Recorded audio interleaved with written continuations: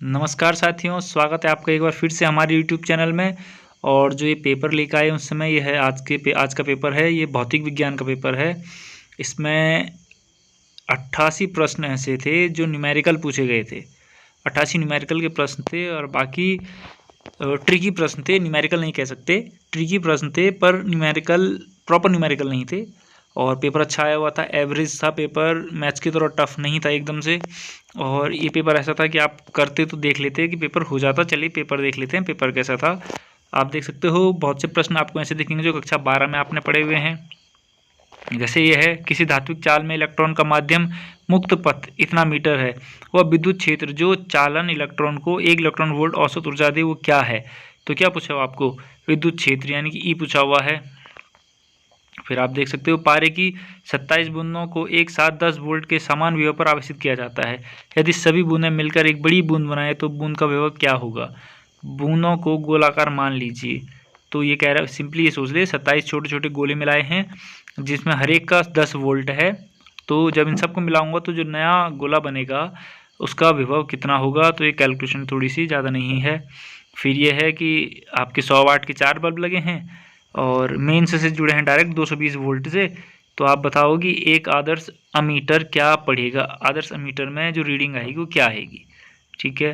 फिर नीचे दिए गए इसमें आपको बताना है कि रेजिस्टेंस कितना होगा, इक्विवेलेंट रेजिस्टेंस। फिर अर्धचालक की बात कर रहा है कि इलेक्ट्रॉनिक चालकता को किसमें व्यक्त किया जाता है। तो आपको अगर सूत्र याद है तो आप कर लोगे। यदि रंग बैंड में 10 ओम से कम प्रतिरोध में तीसरा बैंड होता है, अगर 10 ओम से कम का प्रतिरोध है, तीसरा बैंड कौन सा होगा इनमें से। फिर आप देख सकते हो 220 वोल्ट पर 100 वाट का बल्ब और 110 वोल्ट के स्रोत से जुड़ा हुआ है। बल्ब में शक्ति अवयव क्या है, पावर की बात कर रहे हैं वो। ठीक है। फिर ये है आपका सिंपली सॉल्व करना है, चाहे आप किरचॉफ से कीजिए आप, चाहे आप सिंपली सॉल्व कर लीजिए। फिर ये देख सकते हो 19वां प्रश्न की 31.4 सेंटीमीटर लंबे मैग्नेटाइज्ड स्टील तार की ध्रुव सामर्थ्य 5 CGS है। CGS इकाई का है उसने। इसके अर्धवार अर्धवृत्ताकार रूप में मोड़ा जाता है। तो इस चुंबक का चुंबकीय आघूर्ण क्या होगा, चुंबकीय आघूर्ण पूछ रहा है वो। ठीक है। फिर आगे देख लीजिए प्रश्न, एक इलेक्ट्रॉन में 3 × 10⁻16 इलेक्ट्रॉन प्रति सेकंड निकलते हैं इलेक्ट्रॉन गन से, तो इसके द्वारा विद्युत धारा कितनी जनरेट होगी। आपसे करंट पूछा जा रहा है। फिर आपसे संबंध पूछा हुआ था जाई और टी कि निम्न 26वां प्रश्न, निम्न में से अनुचुंबकीय पदार्थ में के लिए क्यूरी के नियम को प्रदर्शित करता है, इनमें से क्यूरी का नियम कौन प्रदर्शित करता है। फिर देख लीजिए 28वां प्रश्न, चुंबकीय सुग्राहिता नकारात्मक होती है कब, जब आप ऑप्शन देख सकते हो इनमें, ये जरूरी नहीं कि जिससे पेपर लिया उसने सही टिक मारा हो। आप देख सकते हो ये टिक मैंने भी नहीं मारा है। फिर अगला प्रश्न है कि एक प्रोटॉन और इलेक्ट्रॉन समांतर पथ पर चलते हुए एक समान चुंबकीय क्षेत्र में लंबवत प्रवेश करते हैं, यानी कि 90 डिग्री पे प्रवेश करते हैं। निम्नलिखित में से कौन सा कथन सही है। तो आप चेक कर सकते हो, जब 90 डिग्री पे करते हैं तो वृत्ताकार पथ में हो जाते हैं वो। फिर आगे देख लीजिए कि संधारित्र तत्व में बहने वाली धारा कौन सी होती है, उसमें विस्थापन धारा होती है। ठीक है। आगे देख लीजिए, फिर ये न्यूमेरिकल्स हो गए कि एक 38वां प्रश्न देख लीजिए, न्यूमेरिकल है। फिर अब जैसे 40वां है तो ये संबंध है, रेशियो निकालने के लिए बोल रखा है। 43वां प्रश्न भी आप देख सकते हो। इस प्रश्न पत्र की आंसर की आपको दे दूंगा जल्द ही। ये एवरेज प्रश्न पत्र था, हल कर सकते हैं इसको, लेकिन जैसे गणित का था, गणित का तो कुछ ज़्यादा ही अलग आया हुआ था। उसको हल करने के लिए तो बहुत ही ज़्यादा वक्त चाहिए, क्योंकि इंटीग्रेशन डिफरेंशिएशन इतनी आसानी से हल नहीं हो रहे थे। वो किया भी था 1-2 बार ट्राई। अच्छा, एक ही प्रश्न देखिए 48वां, जब कोई ग्रह सूर्य के चारों ओर घूमता है तो उसका क्या स्थिर रहता है। क्षेत्रीय वेग और उसकी स्थिति पर निर्भर करता है, या फिर रेखीय वेग स्थिर रहता है, या फिर कोणीय वेग स्थिर रहता है। तो आप देख सकते हो क्या चीज़ सेम है उसका। फिर आगे देख लीजिए, अगले प्रश्न देख लीजिए, समीकरण में इसमें किसके अवकलन रूप को बताया जा रहा है। जो इंटीग्रेशन H.dl लिखा है वो क्या है, तो ये क्या है, मैक्सवेल की चतुर्थ समीकरण है।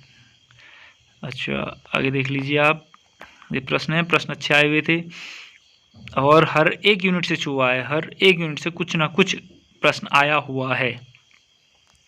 फिर एक वर्णीय एक्सरे किरण पुंज एक क्रिस्टल की सतह पर पड़ती है इसका विवर्तन पैटर्न बनेगा जब प्रकाश पुंज सतह से 90 पे पड़ेगा, सतह के समांतर हो, एक सतह पे खास कोण पर हो, या फिर इनमें से कोई नहीं। तो आप देख सकते हो विवर्तन की बात कर रहा है, डिफ्रैक्शन। इसमें जर्मन और डेविएशन ने भी काम किया हुआ था, जिसका सूत्र शायद आया हो पेपर में, नहीं इस पेपर में नहीं आया है, जो 12.27/√v था, जिसका आंसर 1.61 एंगस्ट्रॉम आ रही थी वेवलेंथ। फिर क्वार्ट्ज क्या है ये पूछा हुआ है। आइंस्टीन की विद्युत प्रकाश समीकरण क्या है, कक्षा 10, 11 और 12 तीनों में है। आप देख सकते हो कि H बराबर work function plus kinetic energy. फिर आगे देख सकते हो आप, अलग अलग प्रश्न है। जोन प्लेट व्यवहार करती है, किसकी तरह व्यवहार करती है जोन प्लेट। फिर गतिज ऊर्जा, एक प्रोटॉन व इलेक्ट्रॉन से संबंध डी ब्रोगली तरंग दैर्ध्य लैम्डा पी या लैम्डा सी का अनुपात क्या होगा। लैम्डा पी और लैम्डा सी का अनुपात पूछा होगा उसने। 90 वाला, डिविएशन जर्मन द्वारा डी ब्रोगली तरंग दैर्ध्य को दिया गया था, तो लैम्डा इक्वल टू H/m क्या था, मोमेंटम था ना mv, तो बाकी वैल्यू रख के निकाला गया था ये सारा। ठीक है। फिर आप देख, निम्न कणों में से कौन फाइमन नहीं है, तो ग्रेविटॉन फाइमन नहीं है। आगे देख सकते हो, हमारे ब्रह्मांड में मूलभूत कण है लेप्टॉन्स और क्वार्ट्स, ये क्या है, मूलभूत हैं। और फिर आगे देख सकते हो कि प्रकाश में डॉपलर प्रभाव में तरंग दैर्ध्य के विस्थापन को किस तरह प्रदर्शित किया जाता है, तो ये सूत्र है delta lambda equals to v/c lambda. फिर आगे देख लीजिए, साउंड से आ रखे हैं अब। फिर एक समरूप स्प्रिंग के 2 टुकड़े में काटा जाता है जिसकी लंबाई इतने अनुपात में है, तो उसके बल स्थिरांक का अनुपात कितना होगा। बल स्थिरांक यानी कि के की बात पूछ रहा हो, K1 और K2। फिर आगे देख लीजिए, हवा में ध्वनि की चाल इतनी है तो निर्वात में कितनी होगी, ये पूछा जा रहा है। निर्वात में होगी ही नहीं।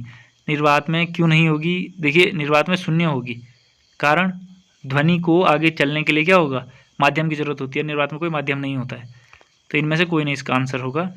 फिर आगे देख सकते हो, नाभिकीय विखंडन है, जब एक न्यूट्रॉन टकराता है तो SR बना और साथ में दूसरा कौन सा एलिमेंट निकलेगा, तो आप चेक कर सकते हो वो एलिमेंट जिन दोनों को जोड़ के एक 235 बनता हो, तो आप वो चेक कर सकते हो। आंसर देख लो कि जैसे ये 90 निकल गया, 90 में 145 जोड़ूंगा तो 235 बन जाएगा।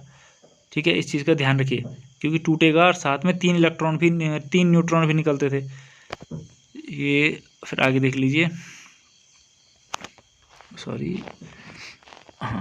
फिर LED द्वारा उत्सर्जित प्रकाश का रंग निर्भर करता है, किस पर निर्भर करता है, अर्धचालक पदार्थ के प्रकार पर, कौन सा पदार्थ प्रयोग में लाया गया है, उसी आधार पर क्या होगा, उत्तर आएगा उसका। फिर ये देख लीजिए, तो गेट है, बुलन अलजेब्रा भी पूछी हुई है आपसे। फिर जैसे 132वां प्रश्न है, इनमें से कौन सा व्यंजक सही नहीं है, तो इसका उत्तर यही है। शायद आपको ध्यान होगा कि 1 0 1 इनको सीधे भी जोड़ सकते हैं, 1 1 0, तो ये आता है 1, ये आता है 1, ये आता है 1, कैरी बचता है 0, यहाँ पे कैरी 1 बचेगा तो 0 और 1 आएगा, इसका उत्तर ऐसे में आएगा, ये नहीं आएगा। फिर आगे देख लीजिए, ये चित्र की बात कर रहे हैं, चित्र में वोल्टेज निकालने की बात कर रहे हैं, वोल्टेज कितना आएगा, आउटपुट वोल्ट। अच्छा, इंटरनेट क्या है, इंटरनेट एक निकाय है किसका, सॉफ्टवेयर का, वेब पेज का, वेबसाइट का, फिर नेटवर्क का निकाय है इंटरनेट, ये तो हम भी जानते हैं। फिर आगे देख लीजिए, एक्स किरण नालिका दी हुई है, इससे एक्स किरण की न्यूनतम तरंग दैर्ध्य कितनी होगी, तरंग दैर्ध्य पूछी जा रही है। फिर ये देख सकते हो आप कि सिलिकॉन का ऊर्जा बैंड अंतराल कितना होता है, 1.1 इलेक्ट्रॉन वोल्ट होता है। और जर्मेनियम का पूछा जाता है, वो दशमलव में होता है, 0.6 या 0.7 ऐसे में होता है। और फिर आगे देख सकते हो आप, मैट्रिक्स का पूछा हुआ था ऊपर प्रश्न, हर्मिटियन और कैनोनियल गति समीकरण क्या है, तो इनमें देख सकते हो आप कौन सी हैं। एक कण की सापेक्ष गति पर आकर्षण व्युत्क्रम बल कार्य करता है, किस दिशा में करता है, दीर्घावृत्त में करता है, विकसित दीर्घावृत्त, प्रबल है या वृत्ताकार में। जी देख सकते हो आप, पेपर क्या है, एवरेज है शायद, क्या जो कल मैथ्स का पेपर था उससे तो बहुत ही अच्छा पेपर है, आदमी कर सकता है। और बस पेपर थोड़ा लेंथी है, 3 घंटे के लायक का नहीं है, 3 से ज़्यादा घंटे चाहिए इसको करने में, क्योंकि कुछ न्यूमेरिकल्स भी आप देख सकते हो, न्यूमेरिकल करने में थोड़ा टाइम लगेगा, एकदम से तो नहीं होंगे, फिजिक्स के न्यूमेरिकल हैं और सूत्र पे नहीं है डायरेक्ट।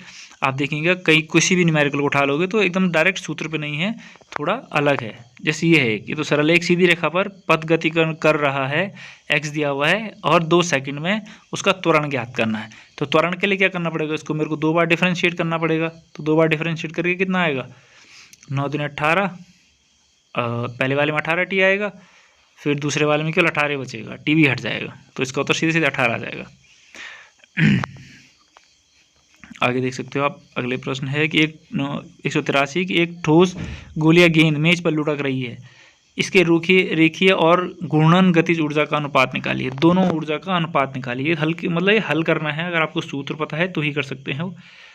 और फिर आगे देख सकते हो आप कि दिए गए चित्र में पिंड बी पर घर्षण बल है, बी पे कितना घर्षण बल लगेगा। देखिए वैसे तो बी पे कितना घर्षण बल लगेगा, बी पे कोई घर्षण बल नहीं लगना चाहिए, वैसे लगेगा किस पे, ए पे। तो ए पे जितना लगेगा खिसकाने में, बी पे भी उतना ही लगना चाहिए, पर बी खिसक नहीं रहा है।